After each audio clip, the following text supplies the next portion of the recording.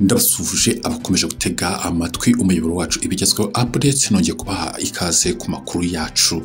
Umuvugizi wa polisi y'igihugu ACP Boniface Rutikanga yatangaje ko abanyamahanga babiri bagaragaye mu rugomo bakwita umumotari kuri ubu batawe muri yombi. Ibi ni ibikorwa byabereye ku Gisozi ahazwi nka Gasave. Amashusho yashyizwe hanze agaragaza abo banyamahanga bashyamirana n'umumotari ndetse hari naho basana bari kumukubita.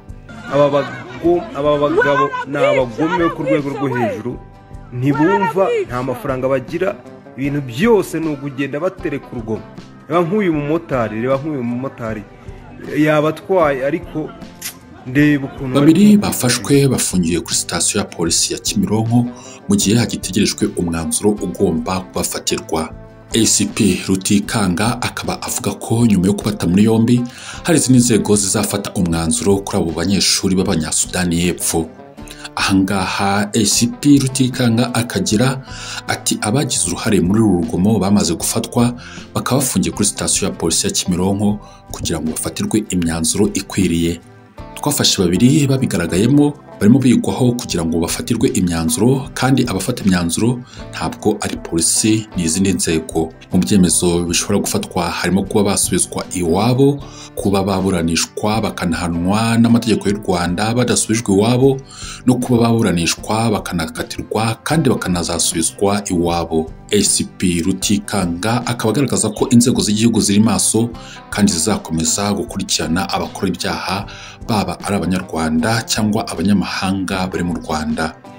Akaberekana ko gukurikirana ibikorwa by'urugomo bikunze kuvugwa ku banyamahanga bari mu Rwanda, by'umwihariko abo muri Sudani y'Epfo, ari ibintu byashyizwemo imbaraga bitandukanye nuko abaturage bavuga ko bishobora kuba byarananiranye.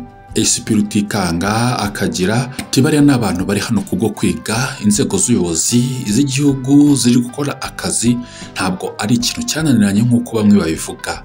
Iyo urugomo barukoze barakurikiranwa, kandi kugira ngo umuntu akore urugomo cyangwa arwane ntabwo ari ikintu ateguza ngo ukiburizemo. Kimwe n'undi muturarwanda uwo ari we wese, yaba akoze icyaha cyo gukubita no gukomeretsa, icyo kwiba, ubujura, icyo guhohotera undi, arahanwa mu buryo bukurikije amategeko.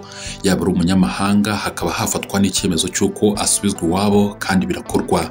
Ubwo ibikorwa by'urugomo byabaga, polisi y'u Rwanda yari yatangaje ko yari yatangiye gukurikirana iki kibazo cy'abanyamahanga bari bagaragaye mu mashusho bakorera urugomo abamotari mu mujyi wa Kigali. Video y'abanyamahanga basagarira abamotari yashyizwe ku mbuga nkoranyambaga n'uwitwa Kazungu Kabosi, hakaba hagaragaramo umuntu baba bagushije mu muferege w'amazi. Nanone kandi hagaragaramo abo banyamahanga bari gushyamirana n'abamotari babiri, aho bivuga ko umwe yari yatwaye umwe muri abo banyamahanga ariko yamugeza aho yari amugejeje ku Gisozi akanga kumwishyura. Ibi byateje imvururu maze bano banyamahanga bashaka gukubita abapolisi. Ibi bikaba bibaye nyuma y'ukwezi kuzuye n'ubundi polisi y'u Rwanda itaye muri yombi abasore batatu b'abanyamahanga biga muri Inirake nabo basagariye abamotari. Aba batawe muri yombi tariki ya 20 Ukwakira 2025 bo bari bakoreye urugomo mu murenge wa Gatenga mu karere ka Kicukiro mu mujyi wa Kigali. Hamaze igihe havugwa ibibazo by'abanyamahanga biganjemo Abanyasudani bakora ibikorwa by'urugomo nk'ibi mu mujyi wa Kigali, byagiye byamaganirwa kure na benshi. Mu minsi ishize kandi polisi y'u Rwanda yatangaje ko mu gihe cy'amezi 12 ashize hagaragaye abanyamahanga 240 bakekwaho ibyaha bifitanye isano n'iki kibazo, birimo gukubita no gukomeretsa ndetse n'ubujura. Muri abo banyamahanga bafashwe bakekwaho ibyo byaha harimo 34 basubijwe mu bihugu baturukamo. Mwakoze kudutega amatwi, ni cino ibigezweho updates, dore makuru yacu ataha.